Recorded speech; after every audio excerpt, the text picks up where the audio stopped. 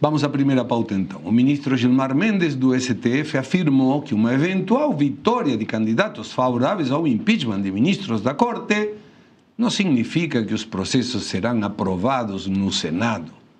Para o decano, existe uma grande distância entre defender a medida durante a campanha e conseguir colocá-la em prática. Mendes disse que o impeachment vira uma bandeira eleitoral, mas não demonstrou preocupação com o crescimento da pauta entre candidatos. Vamos ouvir o Gilmar Mendes. Bora aí. É um equívoco compreensível, porque certamente algumas pesquisas indicam que isto tem um apelo eleitoral. Entre o pensamento e a ação, o pensamento e o gesto, vai uma distância enorme. Certamente, se alguém com essa bandeira se tornar senador, terá imensas dificuldades de implementá-la. Por quê? Porque o todo institucional caminhará talvez num outro sentido. Eu não fico preocupado com essa temática, mas entendo. Há, inclusive, um tipo de propaganda que se faz, diz, não, há um dolo, mas é um dolo bônus. É aquilo que se faz apenas para fins de comercialização, ou no caso eleitoral, para fins eleitorais. Acredito. João, você é advogado, este também, então os dois têm muito mais direito de fala que a gente, mas quando o ministro disse o tom institucional vai em contrasentido, eu sinto que os meus parceiros do STF não vão permitir isso, junto com o nosso amigo Alcolumbre e com o nosso amigo Paulo Gonet. Esse seria o tom institucional? Não, perfeito, Segre. Até porque a gente observa que os juízes do Supremo, grande parte deles, né, especialmente Gilmar, Dino, Alexandre de Moraes, eles não... A capa deles, né, a toga é meramente decorativa. Não há constrangimento algum em suplantar o trabalho do Congresso, do Executivo, da mídia, né, do MP, da Delegacia de Polícia, de todo mundo. Eles atuam em nome deles. Tanto que seria até interessante o Gilmar tirar essa toga decorativa e disputar eleições, porque ele fala do debate público a todo instante e não compete a juiz, né? Não só ele, né? Vários, né? A gente vê a frequência com que fazem discursos, dão entrevistas sobre temas que sequer estão na pauta ainda. O Congresso, inclusive, acha que a direita deveria cobrar de todos os candidatos ao Senado, né? Você vai se candidatar ao Senado? Você é a favor de impeachment de ministro? Quais ministros? Porque é evidente, né? Uma coisa que todos esperamos, até porque muita gente acredita, se fizer o impeachment de um ministro, os outros vão pisar no freio, o que é um delírio, né, evidentemente, né? Imaginar, exemplo, você afasta talvez o Gilmar Mendes ou o Toffoli, ou sei lá quem.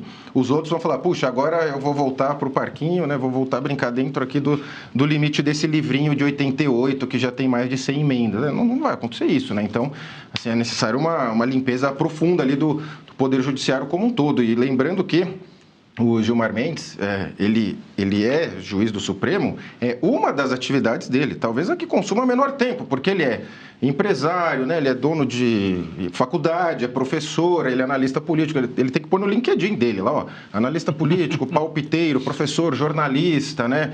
Blogueiro, quem sabe blogueiro ou jornalista, não sei se ele tem o Não, DRT. ele tem que pedir agora o diploma. Vai ter que pedir o diploma, porque ele vai mudar a tese dele, né? A dele mesmo. A tese dele, né? Conforme, então o STF vai conforme os ventos, né? E como estamos entendendo num sistema de exceção ou juristocracia, como preferirem, as decisões e as falas desses juízes vão ser cada vez mais absurdas, né? Vão ser cada vez mais absurdas, tentando fazer acenos e concentrar o poder deles. Cabe ao parlamento reagir, e até agora a reação tem sido muito tímida, Segre.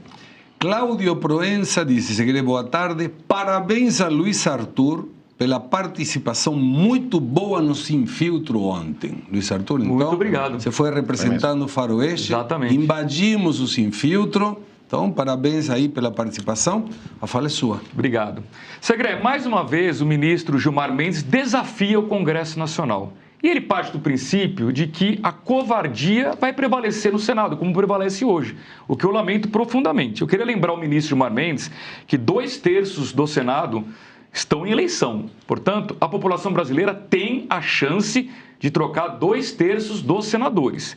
Com a composição atual, a gente tinha aquele levantamento de que 41 senadores dos 81 tinham declarado abertamente serem favoráveis ao impeachment do Alexandre de Moraes. Então, 41 votos.